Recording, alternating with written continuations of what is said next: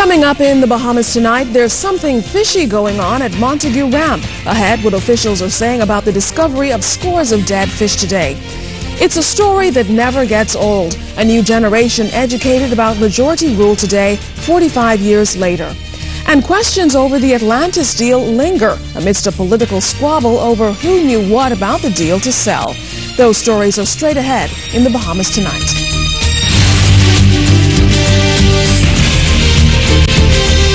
Covering the islands of the Bahamas, ZNS Network presents The Bahamas Tonight.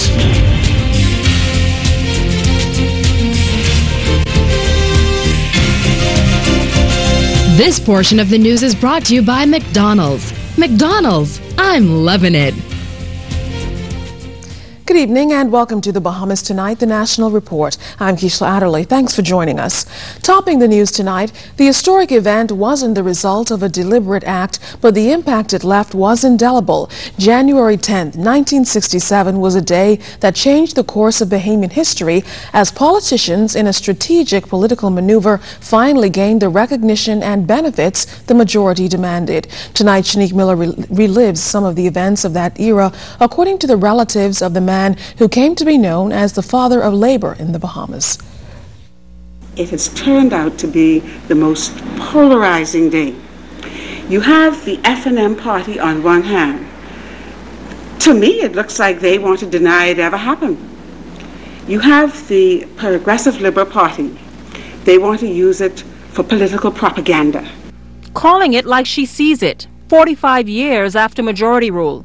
Rosalie Fox remains committed to the main idea that helped usher in majority rule, a passion that fueled her father.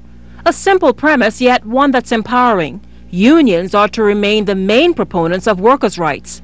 It was that belief that made Sir Randall the father of labor in the Bahamas. Sir Randall Fox led the movement for Bahamians to have equal opportunities in the workplace since 1955.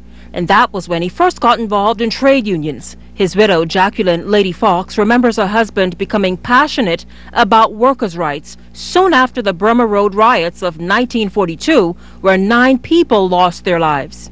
There were the Bahamian workers, and there were also the American workers. The American workers were paid much more money for doing the same work. And that sparked the riot. This is why the trade union movements, they have to recognize the role of the working man in bringing about change in this country. This was not a struggle that was just accomplished by the power elite. Daddy never joined the Progressive Liberal Party, neither did Sir Alvin. It was a PLP Labour coalition government. But Sir Randall ran and won on the PLP's ticket in 1956. 2 years later, 1958, they say it would be his Bahamas Federation of Labor Unions that would cause the 19-day general strike of 1958 to be tremendously successful. David Fox recalls the backlash was stinging. Many persons, after they had participated in the general strike, actually lost their jobs. By 1967, Sir Randall was an independent, pushing the agenda of the workers. In the elections of that year, the UBP and PLP each won 18 seats. A majority had to be reached, so the only logical thing to do was convince one of the 2 independent members of Parliament to join either party. The PLP won when it convinced Randall Fox, the Labour Member of Parliament, to join the party. Alvin Brannan remained independent. Even then, Fox remained true to his passion that workers be given the rights and freedoms they deserved. He often referred to himself as a one-man band. The Fox family echo the general sentiment being expressed all around. Bahamians must do a better job at telling and documenting our history. Rosalie says it will have to be a full-time job. The government has got to set aside a dedicated ministry that will work on this. Like Sir Randall, the Fox family hope to one day have trade unions resume their place on the national stage and commit themselves to really doing what majority rule started out as, a fight for workers. Where is the major rehabilitation of those least able to help themselves? The Fox family say this is the real story of Majority Rule Day, and the story cannot be told partially. 45 years later, the First Family of Labour say while black Bahamians are the majority, they remain the minority when it comes to equal economic opportunities. Shanique Miller, ZNS News. Meantime, the Progressive Liberal Party is observing majority rule in the country with a roundtable discussion tonight at the Lyndon Pittling Center on Farrington Road at 7 o'clock. Among the speakers are Dr. Gail Saunders, Reverend Dr. William Thompson, and Father Sebastian Campbell. A popular high school brought in some important guests today to help students understand the importance of Majority Rule Day. Under the theme Bridging the Gap, a special symposium for 10th graders provided them with first-hand accounts of history. Clint Watson reports. Some 45 years later, and those who were the movers, shakers, and supporters of Majority Rule are still telling their story, hoping to bridge the gap between history and the present generation. A wide cross-section of outstanding Bahamians gave their time to tell the story of Majority Rule to 10th graders at the R.M. Bailey Senior High School. Dame Marguerite Pinling was among them. Because of Majority Rule, we are who we are. Bahamians are now young professionals running the Bahamas. That is, I'm very much proud of. Majority Rule came during the Progressive Liberal Party's victory, but Dame Marguerite says it could have been anyone. What's significant, she says, is it was God's doing and should be celebrated by all Bahamians. Sir Harlington Butler chose to honor a name that he says is often left out of the story. George Thompson was a hero of that occasion. We talk about Alvin Brannan, we talk about Randall Fox, but George Thompson not only came over in December of 66, but he brought Preston through, and then he went and negotiated with Alvin Brannan for that, to encourage him to join the PLP on the new House, and became Speaker. As each historian in their own right imparted knowledge, students listened attentively, some even taking notes as they listened to the likes of former House Speaker Talia Johnson and His Excellency A. Leonard Archer. Only men could vote. Women could not vote. Now, I know that seems like a far cry. All of these things are part of what we say as a country we're going to respect. We're going to respect Christian values. According to students Antonio Smith, Shavanya Krall, and Jamie Emanuel, the sessions were top-notch, something guidance counselor Reverend Christopher Roberts is happy about. The session, I think, she's talking about our life. Our stream must go forward and strive for excellence. My grandma, she used to tell me she wished she had the stuff that we had today, because we are acting so unappreciative of what we have today and how it was back then. I was surprised. It gave me more information on what I've learned and what I've experienced. The idea behind it was that many of our students obviously don't have an appreciation for what it is to be Bahamian. Oftentimes you assemble and you sing the national anthem and they hardly want to open their mouth. It's like they know it, but it's like they're ashamed of it. But yet, if you play one Beyonce song, everybody's singing.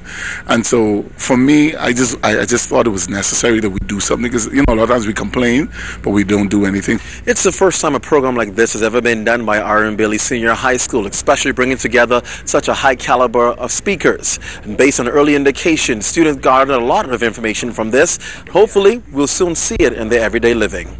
Clint Watson, ZNS News. Now, the Majority Rule observance also featured in the Senate during last evening's session. Sir Clifford Darling, who was eulogized late last week, was the focus, as we hear in this report from Cyan Thompson.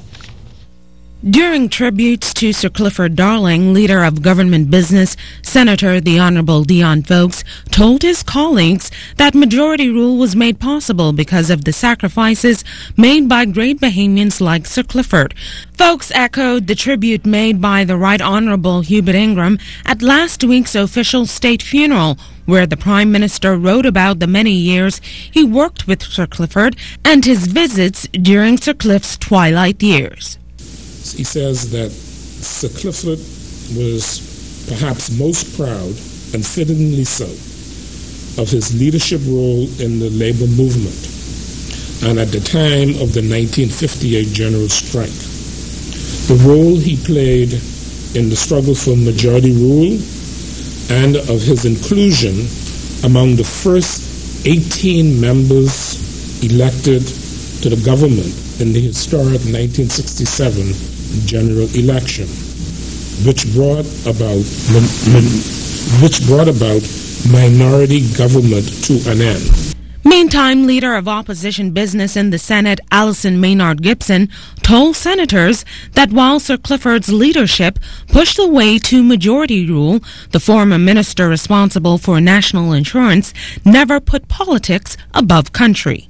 Sir Clifford, as a Christian, I believe also believing in the dignity of all men, maintained from this grounding up until the moment of his last breath, his integrity, his honesty, and his dignity. Mr. Vice President, Sir Clifford Darling was a nation builder, again, by any yardstick that is used. As was pointed out by others, he, interestingly, as a part of the contract, participated also in the building of the United States of America.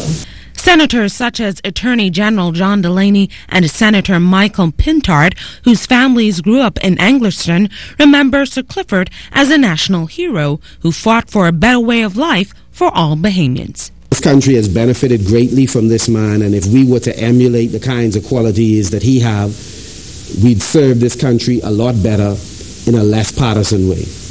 Cyan Thompson, ZNS News.